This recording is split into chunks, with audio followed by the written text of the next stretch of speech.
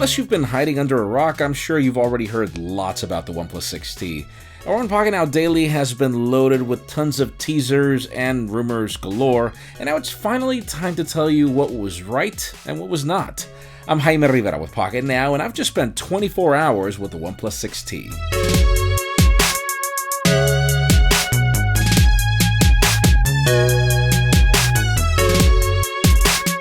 So yes, here it is in its full glory. I'm sure there are probably some reviews out there already. I had some issues being able to get my unit with my travel plans. But let me start by saying that pretty much most of what we heard in rumors is true. There are some very interesting new things, and then there are others that I wish would have remained as rumors. Our care package includes more than your standard unboxing. There's now this sort of sandstone finish opposing the previous black boxes. Inside, a red chamois, which is unexpected and welcomed. In the middle is a box full of cases, with the sandstone being my favorite. There's also a pair of Bullet headphones with a USB-C connector, and you know where I'm going with this one. And the device is on the left. The retail box that you'll be getting now follows on that same sandstone finish. Peel the plastic off and open to see the device front and center, which took me a bit to unsnap. We've got literature below with a transparent dark case, a SIM ejector tool, and stickers.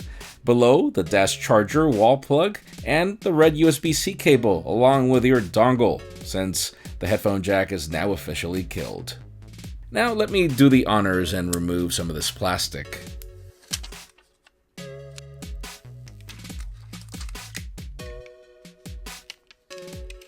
And before you yell at me in the comments, you guys know that I hate screen protectors. I mean, we've got Gorilla Glass 6 here anyway. To start with the hardware, let me begin by saying OnePlus, thank you for sending me the Midnight Black variant. At launch, you have two color options, Mirror Black and Midnight Black, with this one being my favorite because I feel it deserves fingerprints better.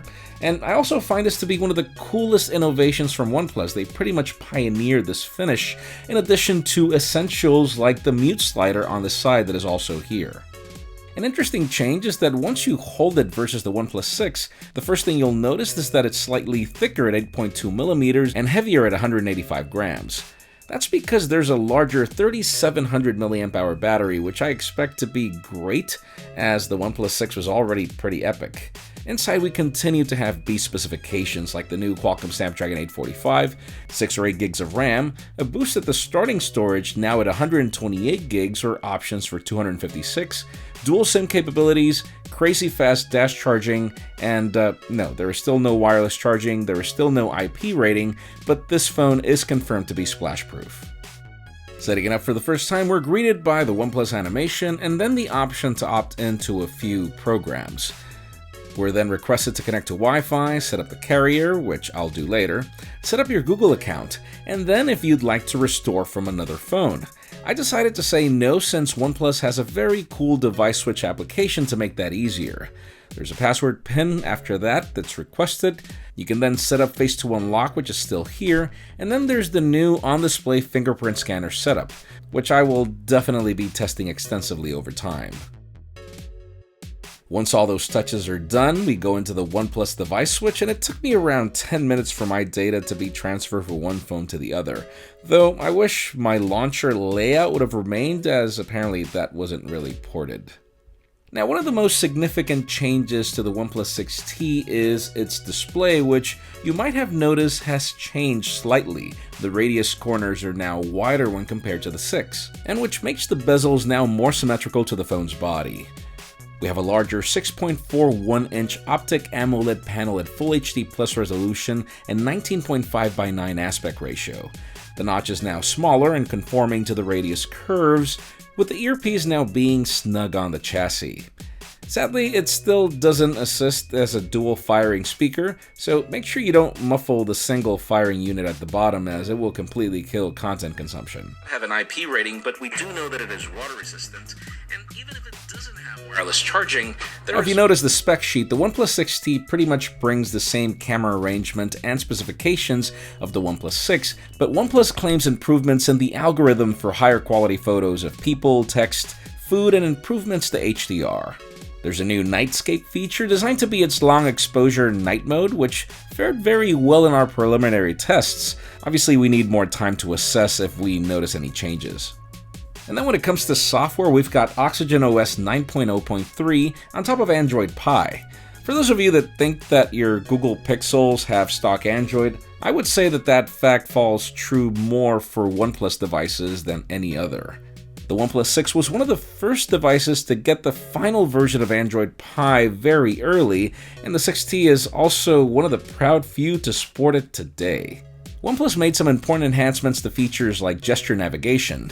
Yes, you do have the Pixel Pill here, along with the standard navigation buttons, but my favorite is honestly the navigation gestures from the bottom, and I love that my complaints about the Google Assistant not having a gesture were now solved with it being able to be assigned to a long press of the power button. Gaming mode is also here. Now it changes to the way it portrays notifications, which I find to be great. And my favorite change is Boost Mode, which helps you launch apps faster by retaining frequently used features in RAM, for those of you that called OnePlus overkill about the spec sheet. Overall, my first impressions are extremely positive when it comes to the OnePlus 6T. I mean, you guys know that the OnePlus 6 has so far been one of my favorite phones of 2018, and the 6T builds on that. This is also the first time that you'll be able to get a OnePlus device on a US carrier, with the mirror black 8GB variant being exclusive to T-Mobile. There is a minor price bump to $549 for the entry-level 6GB and 128GB variant, $579 for those of you looking for 8GB and 128, and then $629 for the 8GB 256GB variant. Now, I won't deny, I am extremely sad that the headphone jack was killed, and I'm not going to justify the option of you getting wireless earbuds, but at least the OnePlus wireless bullets are cheaper than most other options out there, and given the fact that the price of this phone is not as high as other devices, let's just say that the starting price of both units is not going to be that crazy. Obviously, our review period has just begun. Let us know what you think about the OnePlus 6T in the comments, and which comparisons you would like to see next. While you're at it, make sure you follow us on social media and subscribe to both our channels, English and Spanish, for more videos like this one. You can follow me on Twitter, Jaime_Rivera, on Instagram at Jaime Rivera. Please give this video a thumbs up if you like what you saw. I'm Jaime Rivera. Thanks so much for watching. We'll see you on the next one.